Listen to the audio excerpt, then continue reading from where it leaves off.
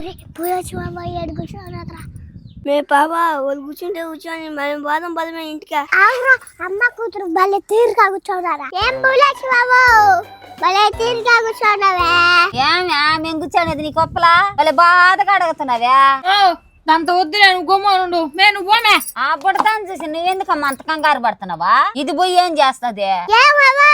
అది ఇది అంటున్నావే నీ కొడుకు బాలచిన బట్టి అడుగు నా గురించి ఏంది నా కొడుకుని పట్టుకొని బట్ట గిట్ట అని మాట్లాడుతున్నావా వచ్చినా చూడు ఆ బాలచిన బట్ట నా గురించి అడుగు ఏమిరా బాలాజా సరే కదా వాడి గురించి వదిలేదా మీ ఇద్దరు తిరుగా కూర్చోన్నారా తిరుగా కూర్చోనే ఎవరు కొంపలు నాశనం చేద్దామనే ఎక్కువ మాట్లాడబాక మూతి బగలుతుంది నీకు ఆ మాదిరిగా మూతి పగలు కొట్టి కదా నీ మొగుడు మా హాట్ అయిపోయిండే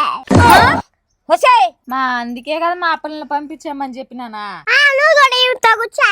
మొగుడు మూతి పగలు కొట్టేది నేర్పిస్తుంది చెయ్యి ముందు ఈ నుంచి పోతావా లేదా పోతాను